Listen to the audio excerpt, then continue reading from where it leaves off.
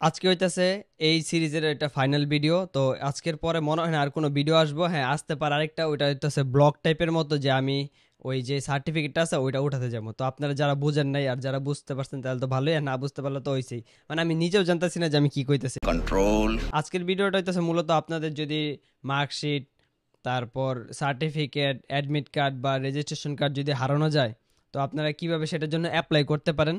তো আমি আপনাদের বলবো, সবার প্রথমে আপনারা আমার যে জিডির ভিডিওটা আছে ওইটা দেখবেন। দেন হইতেছে সংবাদপত্রে আপনার যেটা হারানো গেছে ওইটা আপনাদের প্রকাশ করতে হইব। তো ওই দুইটা ভিডিও আগে দেখতে হইব এবং ফুল প্রসিডিওর আপনাদের পালন করতে হইব। তারপরে গিয়া এই ভিডিওটা আপনারা চাইলে এই ভিডিওটা দেখার পর ওই দুইটা ভিডিও দেখতে পারেন। তো আমি সিরিয়ালে দিয়ে দিব যে কোনটার পর কোন ভিডিও। তো ওইগুলো অবশ্যই আপনারা দেখবেন যদি হারানো যায়। এখন আপনারা বলতে পারেন যে আপনাদের সার্টিফিকেট বা মার্কশিট হারানো যায় নাই, কিন্তু মানে আপনারা হইতেছে অন্য কোথাও ভর্তি হয়েছিলেন, এখন হইতেছে যে মানে ওইখান থেকে আপনারা ভর্তিটা ক্যান্সেল করতে চাইতেছেন, কিন্তু মানে বুঝতেই পারতেছেন যে আমি কি বুঝাইছি। তো বাকিটা বুঝে নেন, আমি আর বলতে পারবো না। मरना तेरे को डर नहीं लगता। তো ওই ক্ষেত্রে আপনারা চাইলে এইভাবে মার্কশিট, সার্টিফিকেট এগুলো উঠাইতে পারবেন। এখন আমি আপনাদের নিয়ে যাব আমার ল্যাপটপের স্ক্রিনের মধ্যে, তাহলে চলুন যাওয়া যাক।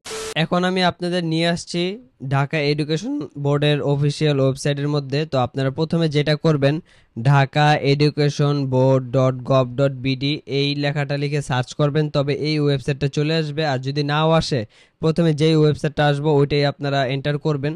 আর যদি আপনার ঢাকা বোর্ড বাদে অন্যান্য কোনো বোর্ড যদি অ্যাপ্লাই করতে চান, তবে ওইরকম লিখবেন, যেমন কুমিল্লা বোর্ড, সিলেট বোর্ড, এরকম লেখা .gov.bd দিবেন, আসবো।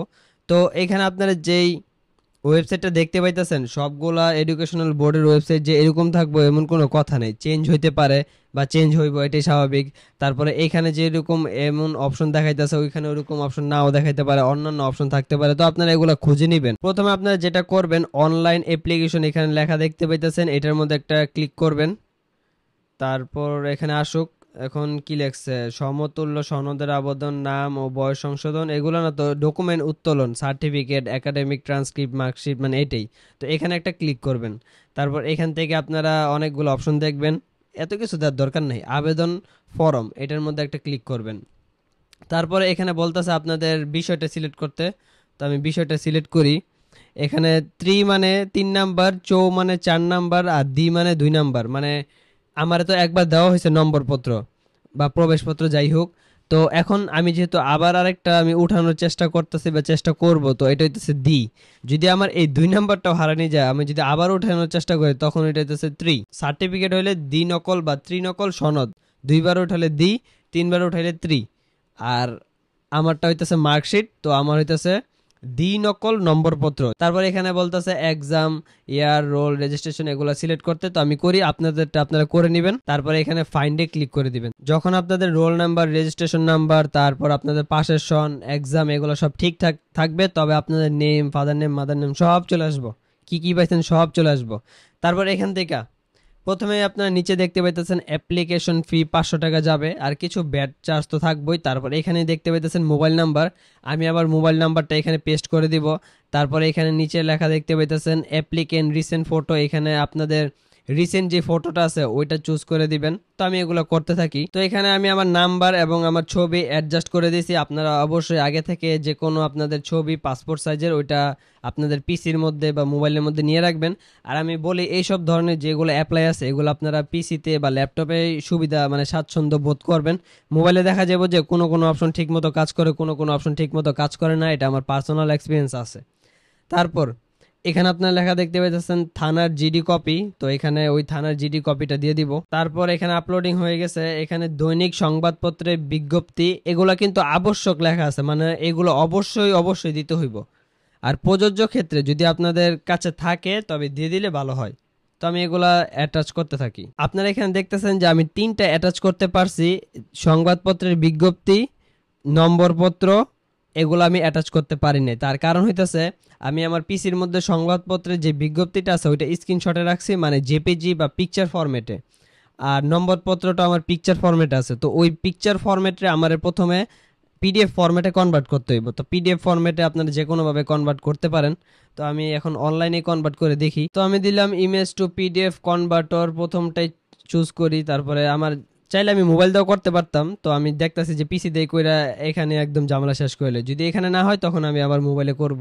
কনভার্ট হয়ে গেছে, এখন আমি ডাউনলোড পিডিএফ দিয়ে দিলাম। আপনারা ছবি চুজ করে ডাউনলোড পিডিএফ দিয়ে দিবেন। এই যে SSC/1 পিডিএফ আমার পিডিএফ এ কনভার্ট করা হয়ে গেছে। এখন আমি আমার ওই আগের ওয়েবসাইটে ব্যাক চলে যাই। তো আপনারা মাত্রই দেখতে পাইলেন যে যেগুলো আমার ছবি ছিল ওইগুলো আমি এই অনলাইনের মাধ্যমে পিডিএফ এ কনভার্ট করলাম, কনভার্ট করে আমি এখানে দিয়ে দিলাম। অন্যান্য ক্ষেত্রে প্রযোজ্য, এগুলা দরকার নেই, আমি জানি না এগুলো কি দিতে হইব, কিন্তু আমি দিতেছি না। এগুলা যদি আমার ঠিকঠাক থাকে তবে আমার কাজ হয়ে গেছে। তারপরে এখানে একটা দেখতে পাইতেছেন না, এটা একটা ক্লিক করে দিবেন। আমি এই মর্মে প্রত্যয়ন করছি যে আবেদনে বর্ণিত সকল তথ্য সঠিক, অবশ্যই সঠিক। কোনো ভুল বা অসম্পূর্ণ তথ্যের জন্য আবেদনটি বাতিল হলে বোর্ড কর্তৃপক্ষ দায়ী থাকবে না। তার মানে কি জানেন? তার মানে হইতেছে যদি আপনি এখানে উল্টাপাল্টা বা কোনো কিছু ভুল দেন, আপনার মেবি এই অ্যাপ্লিকেশন ফিটা আছে না, এটা যেটা আপনি পে করতেছেন এটা সহ বাতিল, মানে আবার প্রথম থেকে করতে হইব। প্রথম থেকে ইন দ্য সেন্স হইতেছে মানে এই অ্যাপ্লিকেশনটা আবার করতে হইব। জিডি আর সংবাদপত্রে প্রকাশ তো করছেনি। তারপর আমি একটু আবার একটা চেক করে নিই দৈনিক সংবাদপত্রের বিজ্ঞপ্তিটা, কারণ এটা আমি স্ক্রিনশট নিছি, তো এটা আমি আগে দেখে নিই যে পিডিএফ এর মধ্যে কিরকম দেখা যায়। তো আমি দেখলাম সবকিছুই ঠিকঠাক আছে, বোঝা যায়। তো আবার চলে আসলাম এখানে, আমি সাবমিটে ট্যাপ করে দিব। Application saved successfully, please print board acknowledgement for future use. মানে এই যেই আপনারা ফাইলটা দেখতে পাইতেছেন, আমি নিচে স্ক্রল করে যাব, তো এখানে আপনারা এটা সেভ করে রেখে দিবেন, যাতে যখন আপনাদের বোর্ড থেকে মেসেজ পাঠানো হবে যে আপনার এটা রেডি হয়ে গেছে চলে আসেন, তখন এই যে প্রিন্টটা আছে মানে পিডিএফটা, এটা আপনারা নিয়ে যাবেন ওইখানে, তবে আপনারা সব কিছু পেয়ে যাবেন। আর আপনাদের জিডি আর সংবাদপত্রের ওইটাও যদি কোনো কপি থাকে আপনারা নিয়ে যেতে পারেন যদি দেখতে চান আর কি। জিডিটা তো মাস্ট নিয়ে যাবেন, সংবাদপত্রটা অত একটা লাগবে না, জিডিটা নিয়ে যান পিডিএফটা। তো আমি এটা প্রিন্ট করে দিই আগে, আমি সেভে ক্লিক করে দিলাম। তো আমি দেখলাম সব ঠিকঠাক আছে। তারপর এখানে লেখা আছে সোনালী স্লিপ প্রিন্ট করে 7 দিনের মধ্যে সোনালী ব্যাংকে পেমেন্ট করুন, অন্যথা 7 দিনের মধ্যে পেমেন্ট না করলে আপনার আবেদনটি স্বয়ংক্রিয়ভাবে বাতিল হয়ে যাবে। ডকুমেন্ট উত্তোলনের সময় এই আবেদন কপি অবশ্যই লাগবে, অবলিক দেখাতে হবে। মানে তো বুঝলেনি, এটা আমি আগেই বলছি। এখন পেমেন্ট করবেন, পেমেন্টও করে দিই। সোনালী স্লিপ এটার মধ্যে একটা ট্যাপ করলাম, আমার নাম্বার চলে আসছে, এটা কি যাই হোক কিছু করতেছে। তো আমি আপনার চাইলে কার্ডের মাধ্যমে করতে পারেন, মোবাইল ব্যাংকিং এর মাধ্যমে করতে পারেন, ইন্টারনেট ব্যাংকিং এর মাধ্যমে করতে পারেন। তো আমি করব মোবাইল ব্যাংকিং এর মাধ্যমে, বিকাশ। তো এখানে লেখা দেখতে পাইতেছেন মেইন অ্যামাউন্ট 500, প্রসেসিং ফিস লাগবে 3.5 টাকা, মানে 503 টাকা 3.5 টাকা আর কি, 503 টাকা কনফার্ম পে উইথ বিকাশ।